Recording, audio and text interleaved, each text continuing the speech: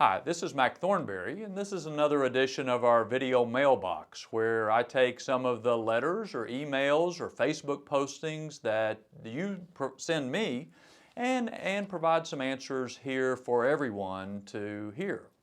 We have, for example, a message from John who writes, Representative Thornberry, today I read an article attributed to Forbes about who really benefits from the 15% tax rate on capital gains.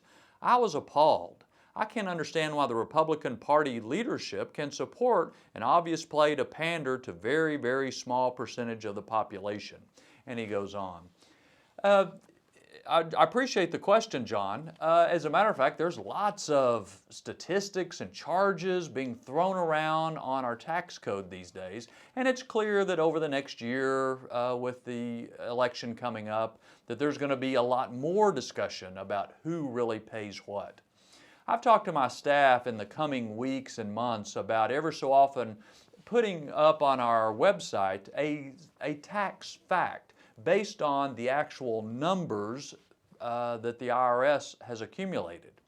I think it's important for people to just know the facts, and a lot of times you can reach your own conclusions rather than just some of these charges and labels that gets thrown around so many times, which just confuse the matter.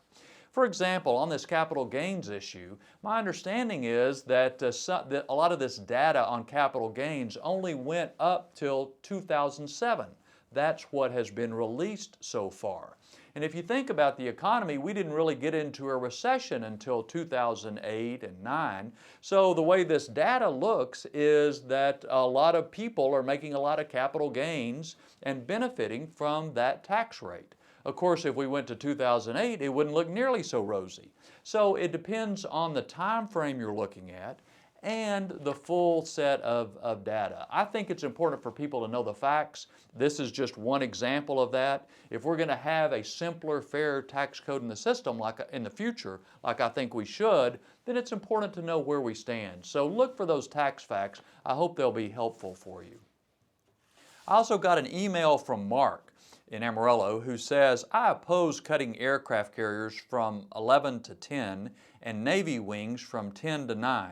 Because the federal government's main purpose is defense. Cutting entitlements and other productivity disincentives would benefit the country far more. Well, Mark, I believe the first job of the federal government is to defend the country. And it's not always true that more of everything is what we need. But on the other hand, I would always want to err on the side of safety rather than cutting things like aircraft carriers and aircraft, which are very hard to replace and to especially once we lose the companies or the skilled labor that helps produce those things. So I'm worried about where we're headed on defense. We've already had substantial cuts just this year from what President Obama requested to what has finally been enacted. If Congress doesn't take action in the future, beginning in January 2013, there will be much more severe cuts to defense. Not only equipment and weapon systems, but we'll have to reduce pretty substantially the number of people that we have in each of the services. And that's a very dangerous thing to do. It takes a long time to train and build back a force once you let it go away. Now, I also think it's part of our job in Congress to make sure that we get the most out of every dollar we spend for defense. It's a dangerous world, but we don't have any money to waste. But as I say, I would always err on the side of caution. And as a member of the Armed Services Committee and also on the Intelligence Committee, this is an issue that I spend a fair amount of time on. The other point you make is a good one. Most people don't realize more than 60% of our federal budget is in entitlements.